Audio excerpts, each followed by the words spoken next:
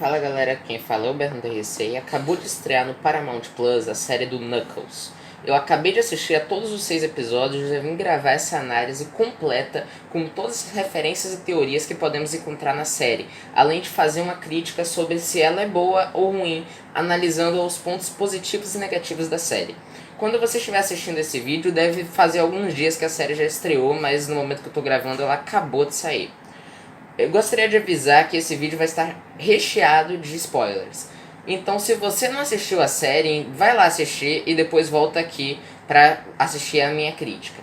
Mas caso você já tenha assistido ou não se importe com spoilers, vem comigo que a gente tem muito o que conversar. Mas antes, deixa o like, se inscreva, ativa o sininho e compartilha esse vídeo para ajudar a gente a fazer mais vídeos nesse estilo aqui, tá?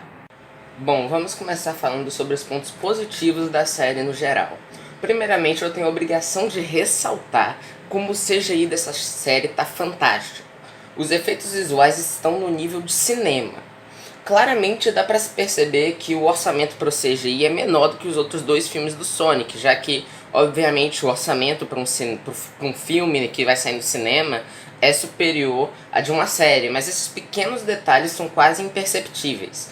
Além disso, a série tem um ótimo trabalho de desenvolvimento de personagens, principalmente do Wade, que antes nos outros filmes era aquele policial bobão atrapalhado, e aqui começa a ser o parceiro humano do Knuckles, quase o que o Tom é pro Sonic. Aqui o Wade é pro Knuckles e o Knuckles vai tentar ensinar pro Wade a arte Equidna, porque vem o fantasma do Pachacamac para dizer que ele precisa treinar um aprendiz, que eu vou comentar mais do Pachacamac mais pra frente.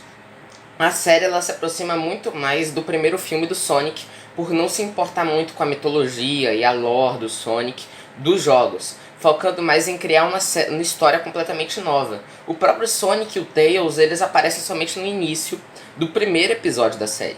E isso pode ser tanto bom quanto ruim, já que é bom porque, como eu falei, ele ajuda a desenvolver os outros personagens como o Knuckles e o Wade, que não tem nenhum muito destaque nos jogos, com exceção do Knuckles, mas o Wade ele nem existe nos jogos, então precisaria de muito desenvolvimento para ele nessa série, muito espaço, que se tivessem outros personagens dos jogos, poderiam roubar os holofotes que seriam do Wade, que é um dos protagonistas junto com o Knuckles. E eles desenvolvem muito bem a história dele, com uma história bem dramática, envolvendo o abandono, que o pai dele abandonou ele, a família dele, a mãe que tem que criar ele, teve que criar ele e a irmã dele sozinhas, 2 filhos sozinha.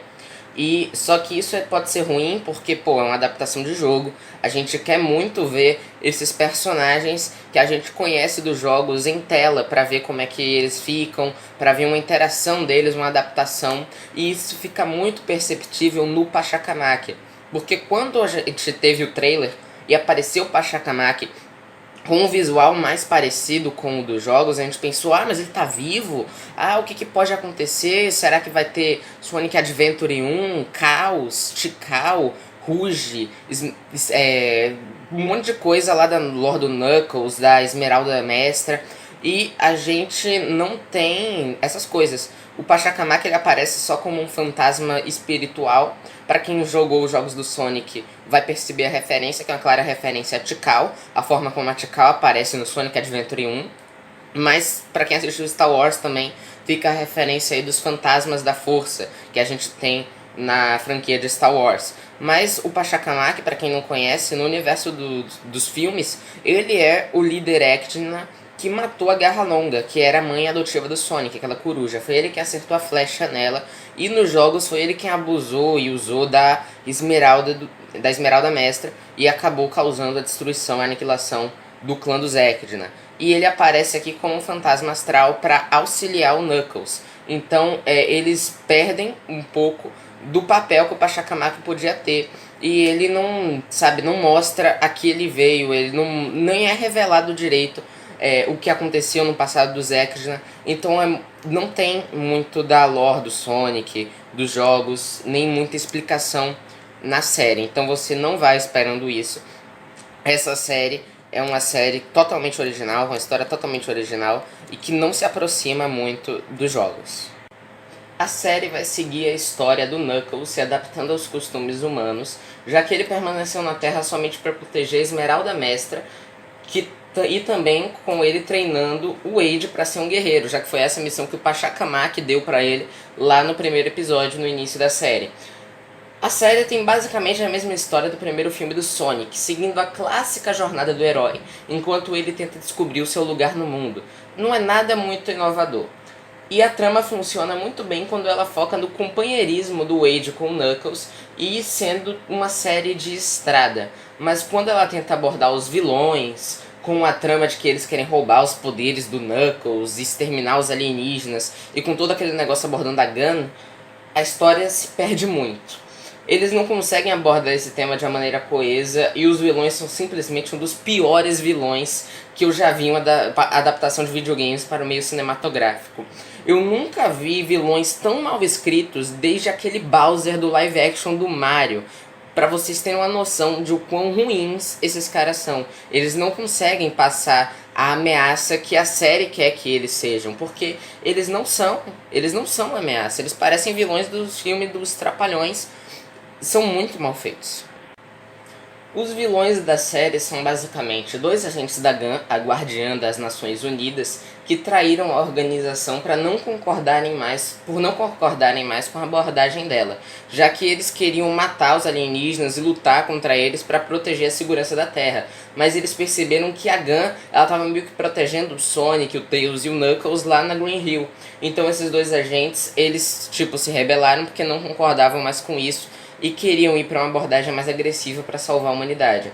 E esses dois agentes, eles são basicamente os clássicos vilões engravatados, que têm o maldito discurso de ficar rico e dominar o mundo. E eles são tão atrapalhados que é difícil acreditar que essa gente um dia fez parte da GUN. Para vocês terem uma noção, a GUN é a mesma organização que aprisionou o Shadow, cancelou o Projeto Shadow, aprisionou o Shadow, nos jogos. E com toda certeza também vai ser assim no filme do Sonic 3, ou seja, para você ter uma noção de quão casca grossa é essa organização, como quão casca grossa é a GUN. E esses dois idiotas, esses dois caras que parecem que saíram do filme dos Trapalhões, um dia já fizeram parte dessa empresa. Pra você ter uma noção, não faz sentido. Eles conseguiram ser vencidos pelo Wade, velho. Que o Wade, ele é um personagem feito para ser atrapalhado. Mas se eles eram ex-membros da GUN, eram para eles terem, no mínimo, um treinamento. E o outro vilão, que é o Comprador, que era um cara que trabalhava em uma divisão de armas, junto com o Dr. Robotnik, e que viu o parceiro enlouquecer no decorrer do tempo, isso acontecendo antes dos eventos do Sonic 1. E esse vilão, ele consegue ser pior que os outros dois, já que ele é somente uma cópia do Eggman, mas sem o mesmo charme que o Robotnik tem, já que o Robotnik, ele já era um vilão bem meia boca, então esse daqui consegue ser pior ainda, já que o Robotnik, por mais que ele seja um vilão meia boca, com o mesmo papo de dominar o mundo, que é um vilão extremamente genérico, ele era o Robotnik, ele tinha um charme. E além do mais, ele era interpretado pelo Jim Carrey, né, gente? O Jim Carrey, que conseguia mostrar ainda mais o charme que o Robotnik tem. E esse daqui, eu nem sei o nome desse ator, e ele ele só tem o mesmo papo do Robotnik, só que sem aquele charme dele. Então ele é muito meia boca, também um dos piores vilões que eu já vi numa adaptação de jogos. Outro ponto negativo que essa série tem é o humor dela, porque as piadas nessa série elas não funcionam como funcionam nos outros dois filmes do Sonic, já que aqui as piadas elas vêm num time meio errado. E é de vez em quando as piadas elas conseguem vir no momento certo, numa hora certa e conseguem te arrancar algumas risadas. Mas na grande maioria dos casos está tendo uma conversa extremamente séria, por exemplo, da infância do Wade, onde o pai dele abandonou ele com a mãe e a irmã. E depois tem uma cena de piada, e as piadas, são quase o tempo todo sem graças. Assim, eu acho que a piada, eu consigo contar nos dedos as quantidades de piadas que realmente foram engraçadas. E principalmente uma sequência inteira que tem do Wade fingindo que é o James Bond para tentar entrar dentro do esconderijo dos agentes da GUN que capturaram o Knuckles. Essa cena é muito engraçada, eu ri várias vezes, mas nas outras piadas elas não conseguem te arrancar tanta risada, tanta sensação de que é realmente engraçado quanto essa daqui, por exemplo. Então esse pra mim é um dos pontos negativos, o humor da série, que deixa muito a desejar.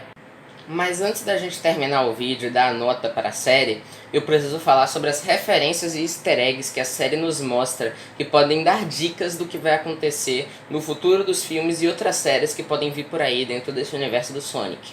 Bom, eu falei que os vilões da série são muito mal desenvolvidos, mas eles têm várias dicas do que pode acontecer no próximo filme desse universo, que é o Sonic 3, principalmente vindo do Comprador.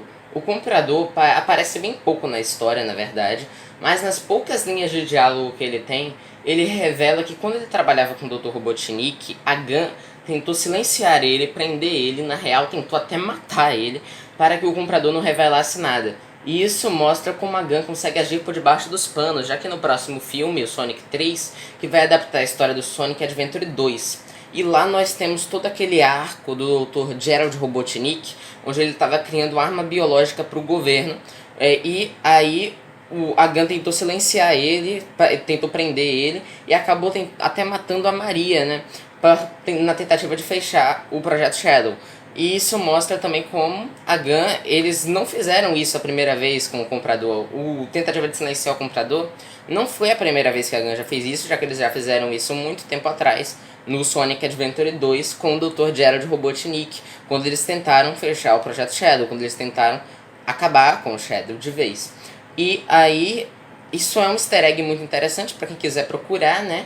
E aí a gente encontra pode formular essas teorias do que pode vir a acontecer no Sonic 3, já que isso é uma dica muito interessante do que vai acontecer, de que eles realmente estão adaptando tudo certinho do que acontece no Sonic Adventure 2, e mostrar também como a Gun é essa empresa desgraçada que só busca o interesse próprio dela. Bom, agora a gente vai falar sobre outra referência que tem nessa série e que é um momento muito polêmico que deixou muita gente irritada, que é no momento onde a gente tem um episódio onde o Pachacamac ele vai tentar entrar em contato com o Wade, com o mundo espiritual, quase como se fosse um paraíso dos Echidna, e daí a gente vai ter uma galhofa sem fim com o cenário do Sonic, do mundo clássico do Sonic lá da Green Hill Zone, sendo construído todo em papelão, e aí a gente vai ter também o Wade fantasiado de Knuckles, a gente vai ter o Knuckles humano, e aí também vai ter um monte de cena de quebra de quarta parede, uma palhaçada sem fim, mas a gente tem uma cena onde eles adaptam as chamas do desastre, já que, primeiramente, no Sonic 2006, que é um jogo que muita gente, inclusive eu, odeia, é um dos piores jogos do Sonic que já existiu, mas lá a gente tem a história da princesa Elise, onde diz que se ela chorar, ela vai libertar o poder do demônio Iblis, que o Iblis ele tem o poder das chamas do desastre que vão destruir o planeta caso ela chore. E esse é um fragmento da história de Sonic 2006. E nesse episódio a gente tem a aparição do Iblis, a gente tem referências às chamas do desastre e diz que o Knuckles, ele em algum momento enfrentou o Iblis e conseguiu aprisionar ele, ou matar ele, e aprendeu o poder das chamas do desastre. E assim, eles soltaram isso de graça, ou seja, fazendo uma conexão absurda com o Sonic 2006 e dando a entender que possivelmente o Iblis vai voltar e que a gente deve ter talvez em um Sonic 4, um 5 ou alguma série, ou talvez na segunda temporada da série do Knuckles, pode ser, que vai ter uma adaptação do Sonic 2006, com o Iblis chegando, talvez a Princesa Elise, e se vai ter Sonic 2006 a gente pode vir já especular que em algum momento a gente vai ter Silver e Blaze chegando. Então, assim, eu tenho um pouco de medo porque são dos piores jogos do Sonic, disparado, em todos os sentidos. Mas é muito interessante porque a gente pode ter o Silver, a Blaze, o arco do Iblis, que é o demônio de fogo. E eles soltaram isso de graça, assim, e é muito difícil que eles não tenham feito isso pensando já em fazer uma adaptação desse jogo. Bom, mas agora para finalizar o vídeo, eu gostaria de dizer aqui a nota que eu vou dar para essa série, o que eu achei. Eu acho que ela passa de ano, eu acho que é uma nota 6,5 de 10, porque a série ela ainda tem todos aqueles problemas dos vilões que atrapalha muito, da galhofa que eu consigo passar pano pro episódio do Wade com o Pachacamac, que é um episódio extremamente criativo, com todo aquele cenário lá e aquela quebra de quarta parede, mas de resto tem piadas em momento que não deveria ter, né, um momento de drama, e quebra totalmente o drama. A gente não consegue levar mais tanto a sério assim quando tem algum momento que é pra ser sério. Então, também tem os vilões, que como eu falei, eles quebram totalmente a imersão na série, mas ela tem uma história bastante interessante. Uns momentos de companheirismo do Wade com o Knuckles são bastante legais, e tem todas essas referências e essas teorias que a gente pode montar para tentar entender o futuro do universo cinematográfico do Sonic. Então, pra mim, a nota é 6,5. Vocês assistiram a série? Deixem aí nos comentários o que vocês acharam. E é isso. Obrigado por assistir e tchau!